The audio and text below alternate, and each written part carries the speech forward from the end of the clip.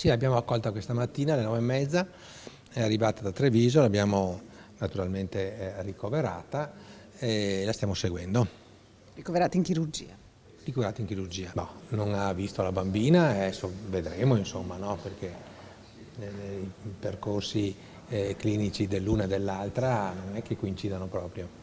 È a Padova la donna ucraina di 33 anni dimessa dalla terapia intensiva del Cafoncello di Treviso e adesso ricoverata nell'ospedale che da martedì scorso lotta per salvare la vita alla figlia di 4 anni, seguita dagli operatori della terapia intensiva pediatrica.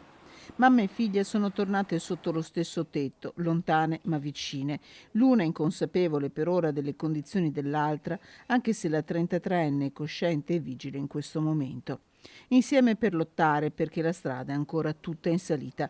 Se la donna migliora restano gravissime le condizioni della bambina, così come quelle di una donna spagnola di 52 anni che ha il marito ricoverato a Treviso. Stabili ma in pericolo di vita, così i sanitari, stabile e in fase di miglioramento anche se resta in terapia intensiva, l'altra donna ricoverata a Padova, una giovane ucraina di 29 anni. Il giorno che passa è un giorno in più che ci fa ben sperare, quindi direi che i quadri clinici stanno lievemente migliorando, pur nella loro gravità. Quando parliamo di ustioni, quando parliamo appunto di traumi, c'è come dire la cura immediata che come dire, stabilizza quelli che sono i parametri vitali e cerca di mantenerli nei giorni successivi, ma poi ci sono appunto gli esiti del trauma che è stato subito da quella persona, gli esiti di quelle ustioni che quella persona ha subito.